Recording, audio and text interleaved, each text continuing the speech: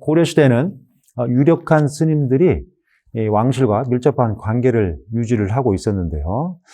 당시 말년이 되면 본인이 생각하는 특정한 사찰로 하산을 하는 경우가 많았습니다. 다시 말해서 하산을 해서 그 사찰에 머물면서 일정 기간 동안 크게 중창불사를 주도를 하다가 입적을 하게 되면 그 사찰에 그 스님의 죽은 이후에 사후 기념물이라고 할 수 있는 승탑이나 또는 그 승탑과 한 쌍을 이루는 탑비, 다시 말해서 살아생전의 행적을 기록한 그런 비를 한 쌍으로 세워주는 경우가 많았는데 그 승탑과 탑비는 그 사찰에 세우거나 다시 말해서 하산소인 본사격이라고 할 수 있는 그 사찰에 세우는 경우도 있었고 또는 그 본사격에 해당되는 암자에 세워지는 경우도 있었습니다. 현재 이 안양사는 고려시대 때 아주 유력한 사찰이었기 때문에 본사격이라고 할 수가 있고 이 본사격인 안양사의 주변에 여러 딸린 암자가 있었을 걸로 보입니다. 아마도 그 암자들을 중심으로 여러 불사가 이루어졌을 걸로 이렇게 짐작을 해볼 수가 있습니다.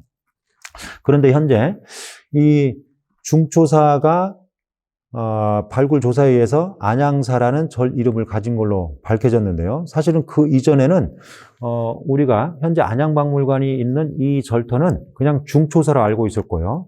이 중초사에서 한 1km 정도 가까운 곳에 삼성산 능선 아래쪽에 있는 작은 규모의 사찰은 사실은 안양사로 전해지고 있었습니다. 그러니까 그 사찰이 안양사였던 거죠. 그러니까 이 중초사가 안양사로 밝혀지기 이전까지는 여기는 중초사, 그리고 기록에 나와 있는 안양사는 바로 삼성산 자락에 있는 그 사찰을 우리가 안양사로 알고 있었습니다. 그래서 현재까지 전해지는 여러 유적이나 유물에 대해서 약간의 착오에 의해서 이해를 우리가 하고 있었던 거라고 볼 수가 있습니다. 그 착오의 대표적인 경우가 바로 현재 안양사에 전해지고 있는 고려시대로 추정되는 승탑 부재와 귀부가 현재 남아 있습니다.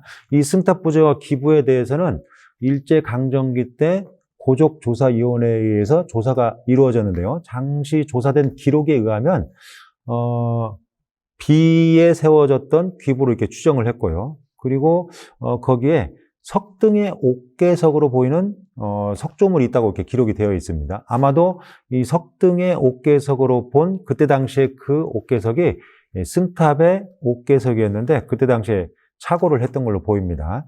어쨌든 오늘날 안양사에는 승탑의 부재로 보이는 하대석과 연화대석과 옥계석이 현재 남아 있고요. 그리고 그 승탑과 한 쌍으로 건립되었을 걸로 추정되는 탑비에 비신을 세우기 위한 기부가 현재 전해지고 있습니다. 현재의 안양사는 전해지는 바에 의하면 현대기에 그 자리에 창건된 사찰로 이렇게 알려져 있습니다. 다시 말하면 그 이전에는 거기에 사찰이 없었다는 것이 되죠. 이러한 여러 정황으로 봤을 때 현재의 안양사는 아무래도 고려시대 때 부속 암자였을 가능성이 높습니다. 거기에 작은 암자가 있었고 그 암자에 아주 유력한 스님이 머물거나 수행을 했을 걸로 보입니다. 그런데 그 스님이 입적을 하자 그의 문도들이 그 자리에 아마 그 스님을 위해서 현재 남아있는 승탑과 탑비를 건립을 해주었을 걸로 이렇게 추정이 됩니다. 그런데 어느 시기에 그게 파손되거나 무너져서 현재와 같이 남게 되지 않았을까 이렇게 우리가 짐작을 해볼 수가 있습니다.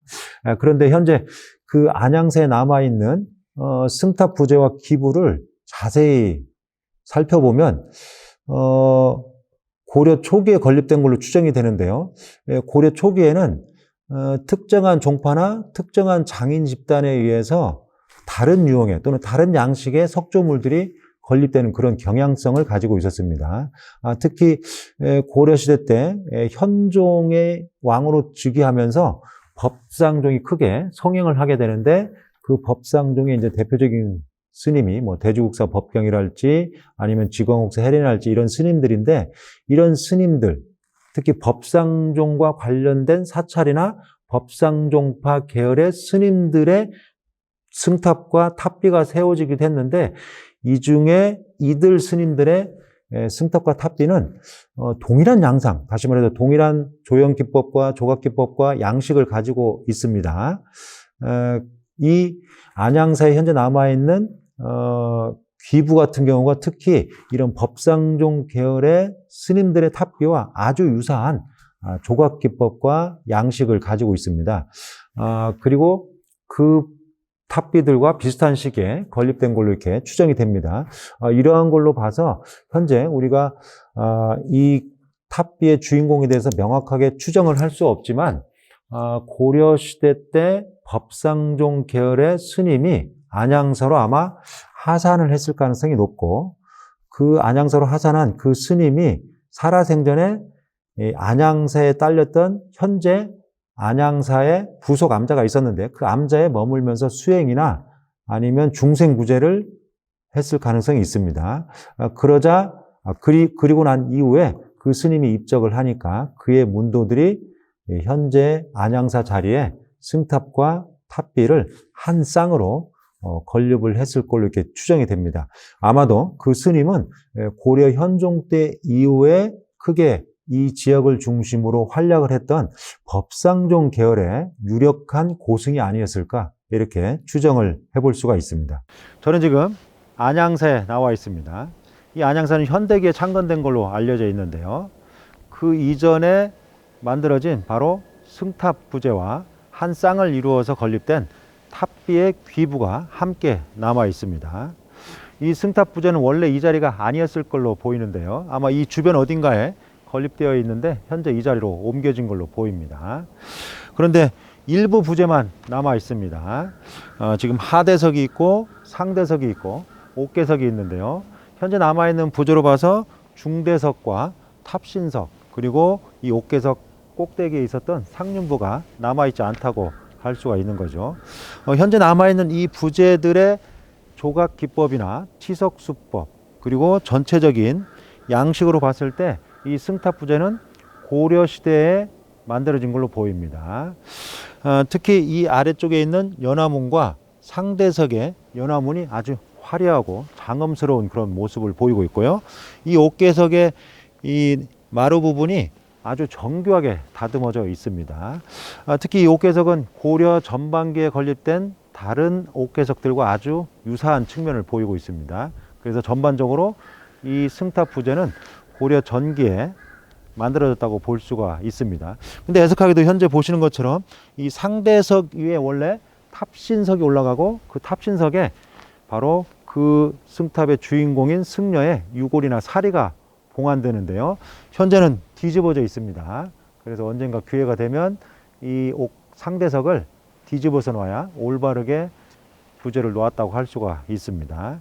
고려시대에 건립된 이 승탑 부재가 이 자리에 있다는 것은 고려시대의 어떤 전반적인 불교계의 상황을 봤을 때 이 지역에서 가까운 곳에 유력한 스님이 머물렀고 이곳에서 입적을 하자 그 스님을 위해서 사후에 기념적인 조형물로 문도들이 존경의 의미로 현재와 같이 이곳에 승탑을 세워줬다고 할 수 있습니다. 아마 그 스님의 제자들과 신도들은 이 승탑을 세우면서 극락왕생을 염원하면서 좋은 세계로 불가의 세계로 가기를 염원하면서 바로 이 자리에 승탑을 세웠을 걸로 이렇게 짐작이 됩니다. 지금 보시는 이 귀부가 바로 탑비에 활용되었을 걸로 보이는 귀부입니다. 탑비라는 것은 승탑과 한 쌍을 이루어서 건립되는 구조물인데요. 탑비 위에 비신이 올라가고 이 비신 위에 아마 이수가 올라갔을 걸로 보입니다. 현재는 비신과 이수가 남아있지 않고 귀부만 남아있지만 원래는 비신과 이수가 올라간 그런 모습을 상상하시면서 이 귀부를 본다면 우리가 당시의 역사와 문화를 이해하는데 아주 유용할 거라고 생각이 됩니다. 이 귀부는 규모가 상당히 큰데요. 고려시대 때 바로 이 장소에 이렇게 규모가 큰 귀부가 건립되어 있다는 것은 당시 불교계의 어떤 불교 신앙이 크게 성행을 했고 또 이 귀부의 주인공과 관련된 많은 신자들이 있었다는 것을 간접적으로 보여준다고 할 수가 있습니다. 나아가서 이 귀부가 속한 사찰의 사세, 그러니까 사찰의 어떤 위상이나 또는 신도들이 아주 많았다는 것을 보여주는 증거라고 볼 수가 있는데요. 이 귀부는 고려 초기에 건립된 귀부들 중에서도 특히 법상종 계열의 스님들의 귀부와 아주 유사한 측면을 보이고 있습니다. 그러한 부분이 어디에 보이고 있냐면요. 일단 하부에 지대석을 놓고 그 위에 귀부에 받침석을 놨는데 받침석 측면을 정교하게 다듬었고요. 그리고 받침석 위에 이와 같이 앞발을 바닥에 굳게 딛고 있습니다. 그런데 이 발의 모양과 발의 표면에 새겨진 주름 문양이 그런 귀부들과 유사하고요. 또 앞에 목줄기가 있는데 목줄기에 주름 문양을 새긴 거랄지, 이 귀두 아래쪽으로 길게 수염을 내린 거랄지, 또 귀두 얼굴에 입을 굳게 다물고 있고 또 눈을 부릅뜨면서 전방을 주시하고 있는 이런 측면들. 동시에 이 귀부 위에 귀관문이 새겨져 있는데 귀관문을 굵은 줄기로 촘촘하게 귀관문을 육각형으로 새긴 측면. 이러한 측면들이 전반적으로 고려 전기의 법상종 계열의 사찰이나 법상종 계열의 출신들의 탑비에 활용된 귀부들과 유사성을 보이고 있습니다. 그래서 이 귀부도 아마도 고려 초기에 안양사로 하산한 스님이 있었을 텐데 그 스님이 법상종을 표방하는 그런 스님이 아니었을까, 이렇게 추정을 해볼 수가 있습니다. 어쨌든 이렇게 대형 기부가 바로 이 장소에 있다는 것은 당시 이 귀부의 주인공인 스님이 상당히 유력한 스님이었고 또 왕실과 밀접한 관련을 가지고 있었고 또 이 지역의 어떤 중심적인 사찰이었다는 것을 이 귀부를 통해서 우리가 유추해 볼 수가 있습니다.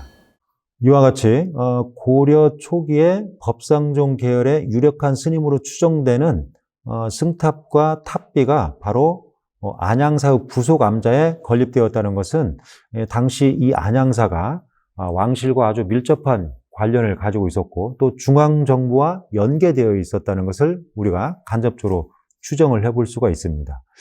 나아가서 이 안양사가 당시 상당히 규모가 큰 또는 불교 신앙의 중심적인 그리고 안양 지역을 아우르는 그런 사찰로서의 어떤 기능을 가지고 있었다. 이런 것들을 엿볼 수 있다는 측면에서 그 안양사에 남아있는 승탑과 귀부가 학술적으로 중요한 근거 자료가 될 수가 있습니다.